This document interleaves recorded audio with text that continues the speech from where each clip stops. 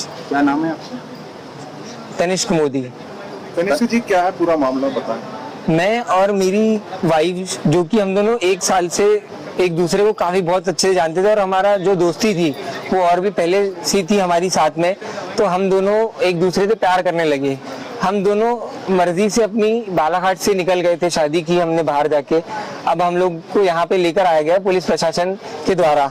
अब हम यहाँ पे आए, हमें सुबह 4 बजे यहाँ ला लिया गया। हमें विशाखापट्टनम से लाया गया, हमें यहाँ बुलाया गया, हमें यहाँ कहा गया कि यहाँ पे आप सुरक्षित है, आपके साथ उचित कार्रवाई की जाएगी, जो भी आपके पक्ष में सही से सही चीज होगी वो की जाएगी। हम लोग सुबह 4 बजे से बैठ के इंतजार कर रहे थे। हमसे जो भी यहाँ की फॉर्मेलिटी थी, जो भी आवेदन लिखवाना था, जो भी उनकी प्रक्रिया थी उनने करवाई। हमारा वीडियो बयान हुआ, हमारे यहाँ बहुत अच्छे से सुरक्षित रखा गया। फिर हमें थोड़ी देर बाद बोला गया कि उसके माता पिता आ रहे हैं, आप लोग को CSP ऑफिस में पेश होके एक बार उनसे मुलाकात करनी है, उसके बाद आप लोग सुरक्षित अपने घर जा सकते हैं। तो हम लोग उनकी बात मान के CSP ऑफिस चले गए। अब वहाँ हम लोग ने काफी देर इंतजार किए। उसके बाद उनके माता पिता, उसके भाई, उसके मामा, उसके चाचा चाची, बुआ और उसके भाई के अन्य मित्र भी वहाँ पर आए उनके साथ में। अब पुलिस बल ने उनको अनुमति तो कम लोगों को ही दी थी आने की, पर एकदम से सब लोग अंदर आए। अब उसके माता पिता उसके ऊपर चढ़ने लगे, मेरे वाइफ के ऊपर, उसको मारपीट करने लग गए। मेरे परिवार वाले बीच बचाव करने आए, उसमें मेरे परिवार वालों पे भी हमला किया गया, मुझ पर भी हमला किया गया और मेरे पर चाकू चलाने की कोशिश की गई, जिसमें मेरे माता पिता भी घायल हुए। मेरी मम्मी के सर पे चोट आई है, मेरे चाचू के गर्दन में चोट आई है और हमें अभी भी जान से मारने की धमकी दी गई है।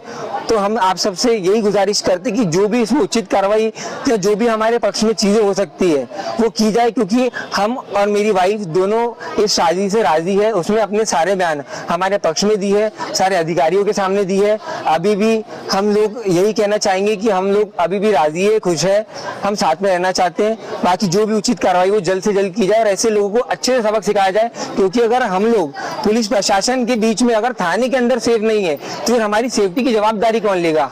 आज छोटी बात हुई है, कल को मेरे घर वालों पे हमला होगा, कुछ बड़ी चीज होगी तो इसकी जवाबदारी कौन लेगा। कहाँ पर मारपीट, कहाँ पर? ये मारपीट CSP ऑफिस के अंदर हुई, हमें मिलने बुलाया गया था वहाँ पे झूठ बोल के। और सर मेरी मम्मी को काफी चोटें आई, मेरे चाचू को भी काफी चोटें आई। तो हम चाहते कि हमारा MLC और जो भी लीगल प्रोसीजर है वो कड़ी से कड़ी कार्रवाई हो और ऐसे बदमाशों को जल्द से जल्द सजा मिले। ये हम आप सबसे गुजारिश। मोदी